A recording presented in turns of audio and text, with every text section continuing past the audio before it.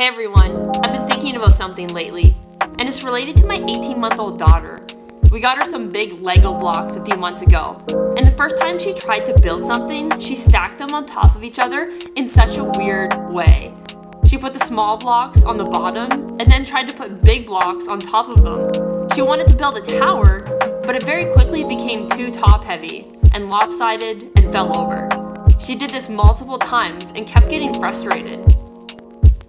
What's crazy is that we can look at her and think it's funny and cute and a little bizarre, but we often do the same thing with our lives. In the Bible, Jesus tells a story. He says, "Anyone who listens to my teaching and follows it is wise, like a person who builds a house on solid rock. Though the rain comes in torrents and the floodwaters rise, and the winds beat against that house, it won't collapse because it is built on solid bedrock. But anyone who hears my teaching and doesn't obey it is foolish, like a person who builds a house on sand.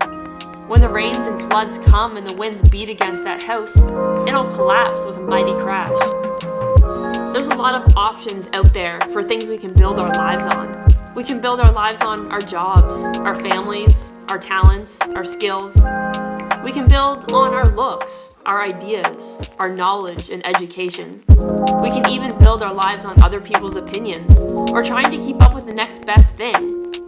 Unfortunately, all of those things have the potential to fail. Fashion goes out of style, cars get rusty and old, opinions quickly change, our skin gets old and saggy, kids grow up and move out.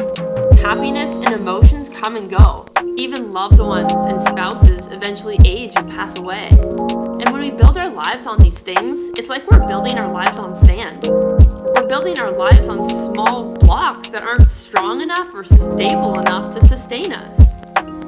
Jesus says that if we build our lives on Him and His teaching, we will be like people who've built their homes on a solid foundation. This doesn't mean that life will be perfect and hard times won't come our way, but it does mean that when they do, we won't collapse. We won't be blown around by the wind. We will be immovable. So, what's your life built on? What's your hope in? Is it in something that is temporary and fleeting? Or is it in something that is consistent, strong, steady, and everlasting? Jesus says in Revelation that He is coming back soon. And He says, "I am the Alpha and the Omega, the first and the last, the beginning and the end."